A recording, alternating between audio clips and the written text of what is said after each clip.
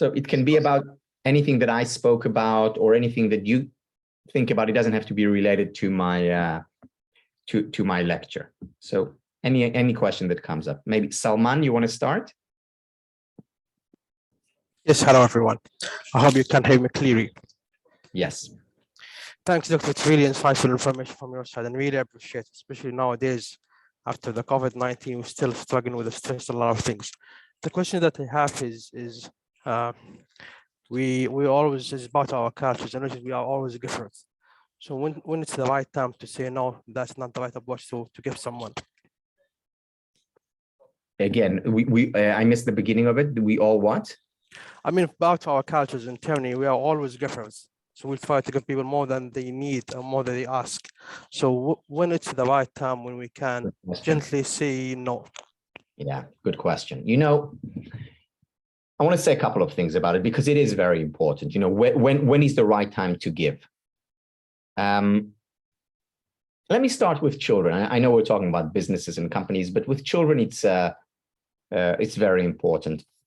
The biggest mistake that parents make today in, you know, parents who are, I'm not saying not wealthy, but, you know, have enough money to take care of the family. And the biggest mistake that parents make today is that they give their children too much. What do I mean by that? And again, I don't know how much of an issue it is in Saudi Arabia. It's a huge issue in the United States, in China, in Australia. What happens is that parents, because they can solve problems for their children, they do it. And then they prevent their children from growing and learning. Specifically, when parents help their children more than they need to help them, they're preventing their children from dealing with hardships and difficulties, and they're preventing their children from growing as much as they can. Because think about it, if you go to the gym and all the weights are on zero weights, and you just do this, you're not going to grow stronger. In other words, you need resistance in order to grow stronger. It's the same in life. Remember, stress is good for us potentially, helps us grow. Children who do not struggle, where we as parents make it too easy for them, don't grow and learn and fulfill their potential. I don't know if, Salman, if you're familiar with Maria Montessori, the Montessori methods.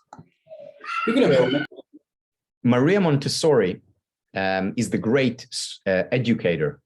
She lived at the beginning of the 20th century. And she said the following. She said, do not do for a child what the child can do for him or herself. Do not do for a child what the child can do for him or herself.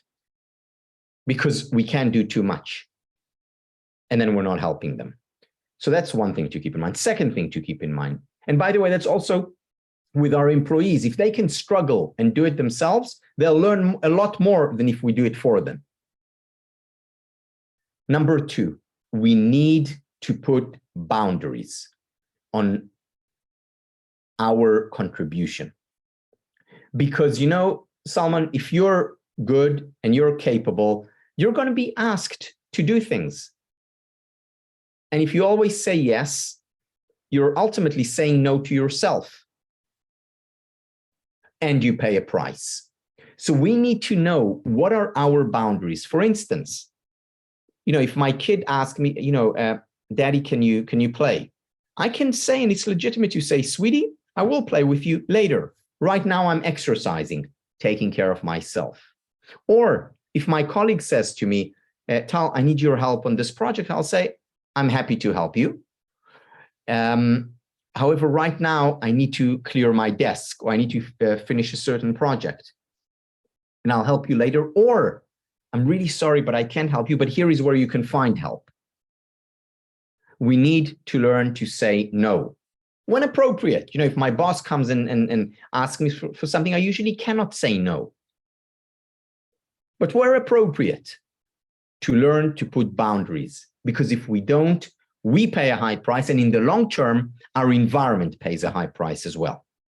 whether we're employees in a company or parents at home?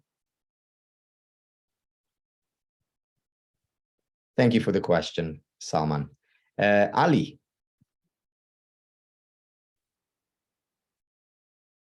Can you unmute yourself, please? Yes, thank you. Yes. Can you hear me? Loud and clear. Yeah, good. Thank you. First of all, I would like to thank for Mr. Aymen to organizing the nice workshop or the nice webinar.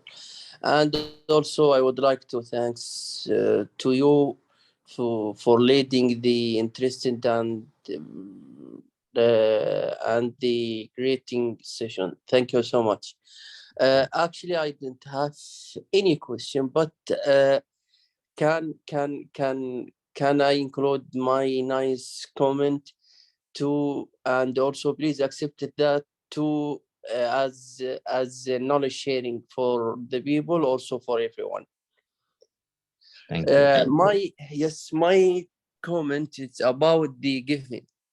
The giving, I think the best given to others is first of all listening to others, to be positive and to resolve any problem or to learn them, or for everything in the life, not only for the organization, also for your home, for your family, for yourself, listening also to yourself.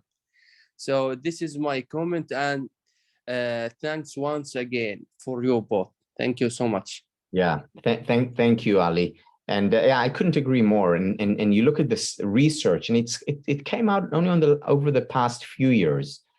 The research on listening is quite remarkable. What benefits it provides the people who are listened to, and again, whether it's children or your employees, and to the person doing the listening. So it's a win-win, just like giving in general is a win-win. Thank you for bringing it up. And it's especially important for leaders. Thank you. Hisham, do you want to unmute yourself, please?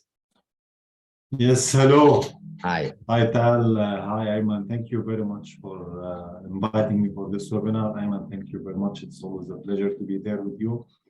Yeah, I have a question, Tal, and it's very nice that you highlighted this point, because I've been asking and discussing about this lately. When you mentioned in your slide permission to be human. Lately, in the last couple of years, it raised a lot talking about emotional intelligence, and I personally went a little bit deep into this topic, and I had some questions about emotional intelligence, because they all tell you to control your feelings, you have to control your emotions, blah blah blah. It's a long topic, and I have a question. What you mentioned now, being a human, is something that we have to let our feelings, our emotions, to speak about it. Many schools were talking in psychology and in therapists and in couple of business that you have to not share, because whenever you raise it, talk about it, then you're raising that issue again.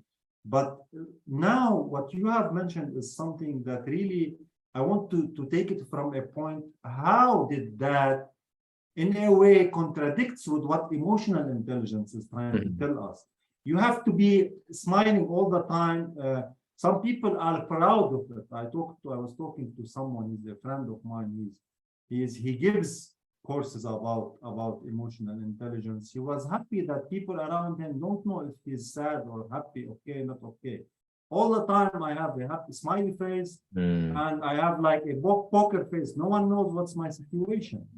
I mean, isn't this throwing being a human away? Is it okay not to be okay? This is a new slogan I'm trying to...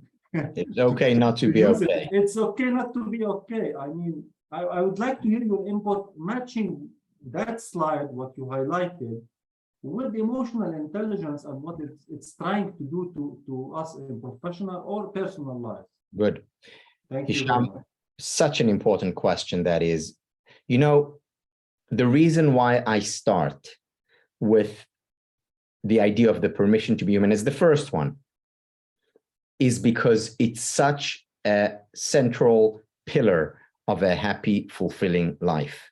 which is so often ignored.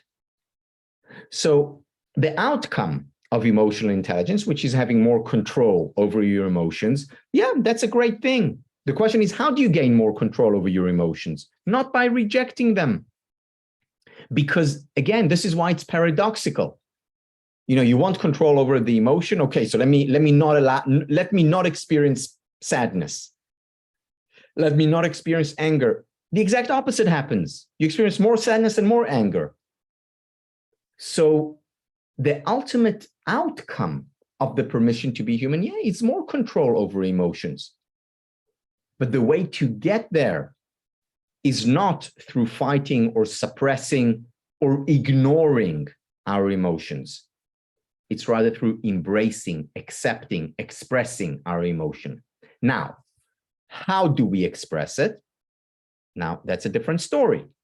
Remember, I made a distinction between active acceptance. We can accept the emotion and then choose how to act. You see, Hisham, the fact that I experienced, and I admit I experienced it, envy towards my best friend. You know, my best friend is very successful. He's a nice guy. He does great. I experienced some envy towards him at some point. Does this make me a bad friend? Does this make me a bad person? No, because emotions, you know, are like the law of gravity. It's simply part of reality. It's not good or bad. It's a fact. The question is, what do I do with the envy? Do I take the envy and hurt him? That's a different story. You see, emotions are not moral or immoral. They're above morality. Behaviors, that's a different story. That can be moral or immoral. And the paradox is that when we give ourselves the permission to be human, allow the emotion, whether it's envy, whether it's anxiety, whether it's anger, when we allow it to flow through us, we have more control over our behavior. So you want to be emotionally intelligent, you want to be able to better control your emotions. The first step, not second or third, first step, allow yourself to experience the emotion fully. And then you can choose what action you want. Remember, courage is not about not having fear. Courage is about having fear and then going ahead anyway. A moral person is not a person who doesn't experience envy. They experience envy and they're still generous and kind and benevolent. Behavior matters more than emotion. Thank you for your answer, Tal. If Aymen allows me, I just want to read a second question from this small discussion, if the time allows, Aymen. Okay, I have to live my feelings or my emotions, but is hiding it under a smile? Is it so? Yeah, I want, you know, I'm really trying to understand or to connect this emotional intelligence and being a human. I mean, okay, I'm living it, but in front of people, I have to show my smile, or it's okay to show that I'm not okay again, because we work with coaches in leadership. Aymen knows. Some people, one time a participant sent me a voice, she was crying. And she said, I'm a coach, people expect me to be okay all the time. So is it okay for me not to be okay? From there we came that it's okay not to be okay. Great question. So I'm living them, but okay, I have to show a smile all the time, or no, when I enter the office, maybe people will say he's not okay. Let's go see what's happening. Good. So let me share with you a study that was conducted originally in Germany, and then it was replicated in different countries. The study is on service providers. People who provide service, whether they're coaches or whether they are flight attendants or whether they work in a bank, they provide service. The service providers cannot always give themselves the permission to be human. In fact, let's say, you know, you are a coach and your client comes to you and said, so Hisham, how are you? And, you know, you just had the worst day ever. and you had an argument with your best friend and work is not going well and you're anxious about finances, and he asks you, so how are you? And what do you say to him? Oh, thank you so much for asking. I'm actually feeling down. I'm feeling. No, you say, I'm doing very well, thank you. How can I help you? This is what good service providers do, and you put that smile on your face. So this is what service providers do, whether they're flying on planes or whether they are working in a bank or in an office. It doesn't matter. And here is the thing. They pay a very high price for it. Unless, here is a very important unless.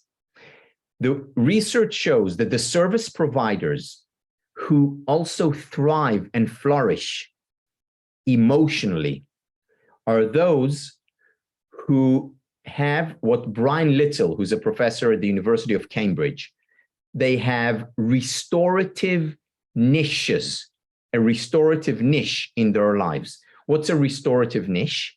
It's a place where you can fully express your emotion. So for example, when I'm with my client, I'm smiling. But then when I go home, I have a restorative niche, a place where I can really be myself, whether it's with my partner, whether it's writing about it, whether it's just talking about it to Aymen after. But I need a place, a space in my life where I do give myself the permission to be human, even if it is not at the same time.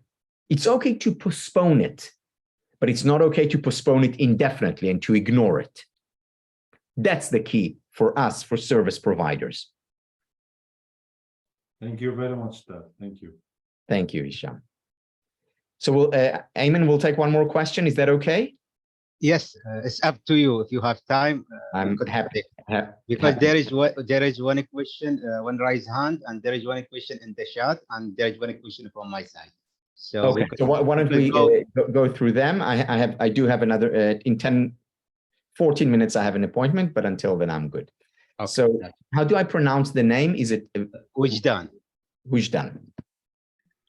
Hello, Tal. I want to thank you for this amazing webinar, but I want to discuss with you about the givers type of people.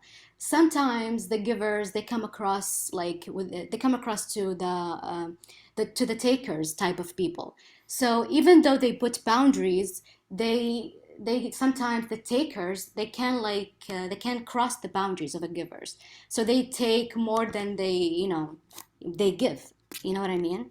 So this is really bad for the givers. How can the givers prevent from falling to this type of situations? You know what I mean? Yes. So do you want to guess what the one word that is most difficult for a giver to say? One word. And no. Exactly. 100%. Exactly. And the giver needs to practice it. And I mean it, whether it's standing in front of the mirror and saying no, or whether it's reminding yourself. Exactly, because the givers, they can find themselves, if I say no, that's going to be rude of me to say no. Exactly. And that's why what you need to do is, first of all, learn to say no, and you can say no with empathy. That's right. As it's the price of saying, there is a price to saying no. You don't feel good about yourself, you feel guilty. But remember the price that you're paying if you say yes all the time. That's right, yeah. Which is actually higher. So it's not a win-win here. It's two undesirable situations, but one is less desirable than the other. Yes, that's and therefore, and you need to remind yourself, and there's no other way. It's not easy. But not can easy I switch my attitude? Yes. Can I switch my attitude to be a matcher? Can I switch my attitude for in front of the takers, so I can be like a matcher instead of a giver? Why? Because it's better, it's fair. You know what I mean? Because I can be a reflection of their attitude. You know what I mean? Yes, it's true. However, and sometimes being a matcher is the right thing to do. Especially when you think that someone is taking advantage of you. However, as a general approach to life, I must say, I'm not going to argue with what our religions tell us. Thank you. Be a giver is a good thing with boundaries. That's the key. Be a giver with boundaries. That's right. Thank you. Thank you. Easier said than done, right? It is. Yeah. There is a question in the chat from Mishari. He said, hello, Tal.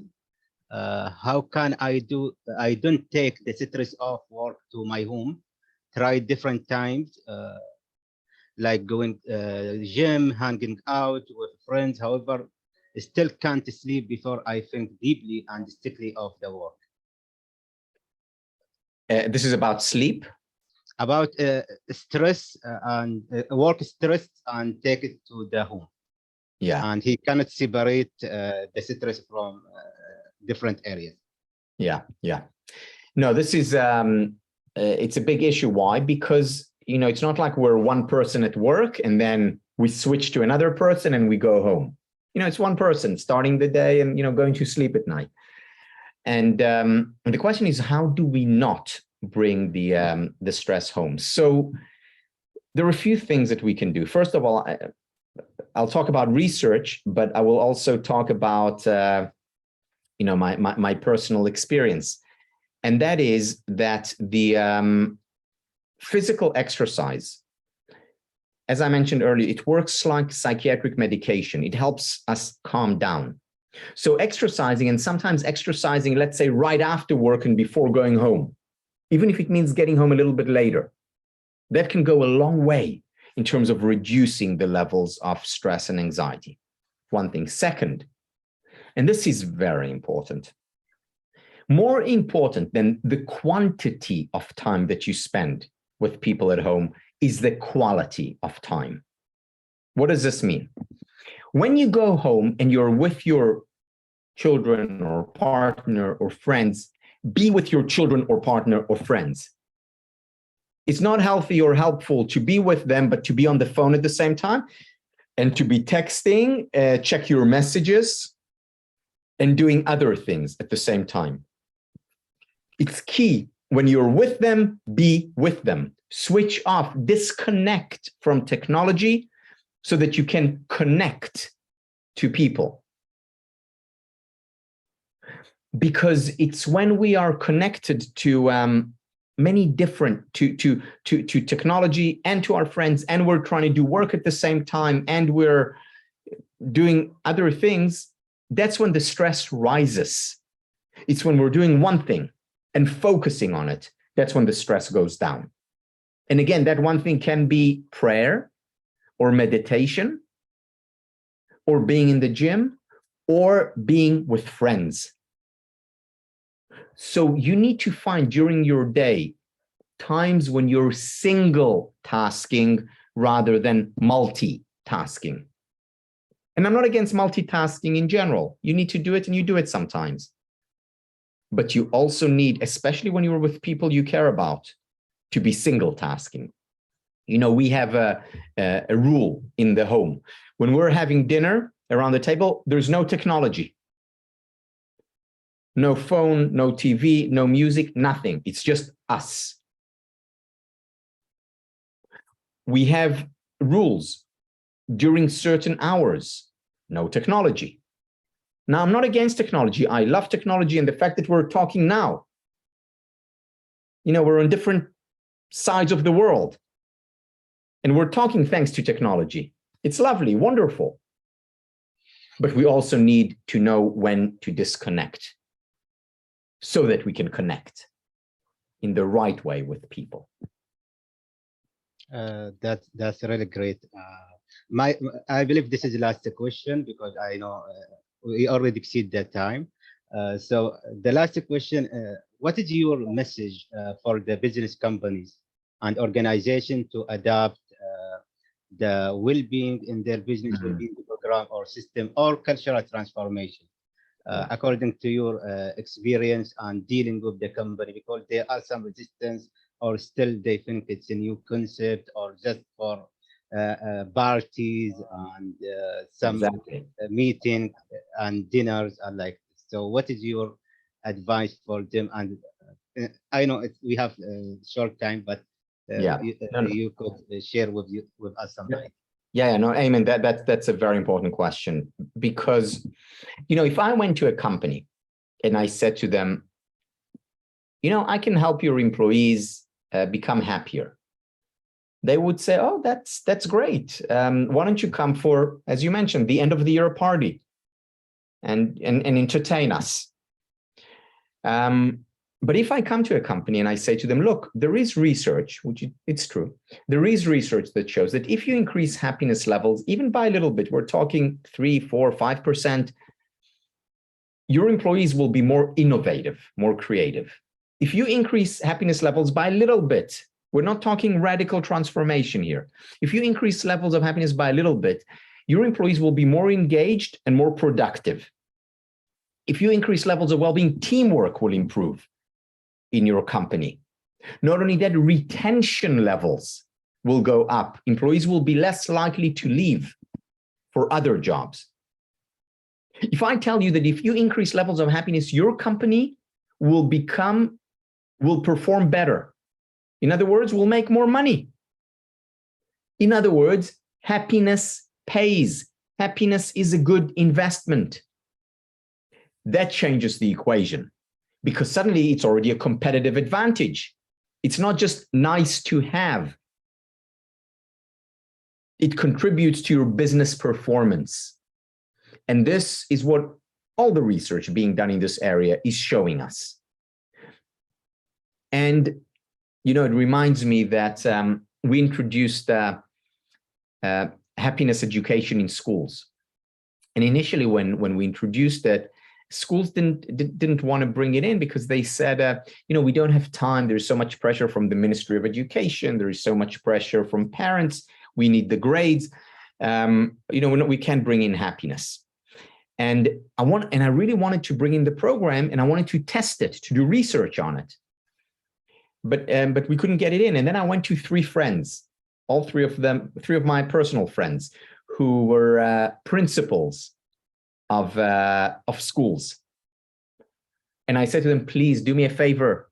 Can you let me in your school with the program? It's free. They said, we don't have time, but fine. Okay. You know, we'll let you in. And 3 schools let us in, and we did research on it. And after 2 years, we showed that these schools, the students weren't just happier and more resilient, less depressed and more self-confident. The grades also improved among these students. As soon as we showed that grades improved, schools were lining up to take our program. Why? Because that is the currency that schools are interested in, the currency that businesses are interested in, and for good reason, they need to be interested in it, is money, profits, revenues. And if I can show that all these things increase, grow, as a result of a program in happiness, that becomes much more interesting for the companies. And that is the message that we need to communicate to companies, because, you know, I don't care why they bring in happiness. I want, you know, my personal mission statement is to bring happiness to life, to the world. If schools invite me because it improves grades, I don't care. If companies invite me because they'll make more money, great. This is what business is about. Business would not survive if it didn't make money. That's correct. That's correct. Okay, we are now at the end. I believe this is, I have some question, but we don't have time for that, so I apologize for them. Thank you for this. I believe this is the most time that we have too many questions like this. So thank you for this inspiration and informative webinar. We share with us too many information, and you answer to our questions. It's really our pleasure to hosting you tonight, and thank you for extending the time also. My pleasure. It's very we many thank you. Thank you very much for joining us today. Great. Thank you very much, Aymen, and thank you all. It was a real pleasure for me to be here with you. Take care. Take care. Thank you very much. Thank you. Bye-bye.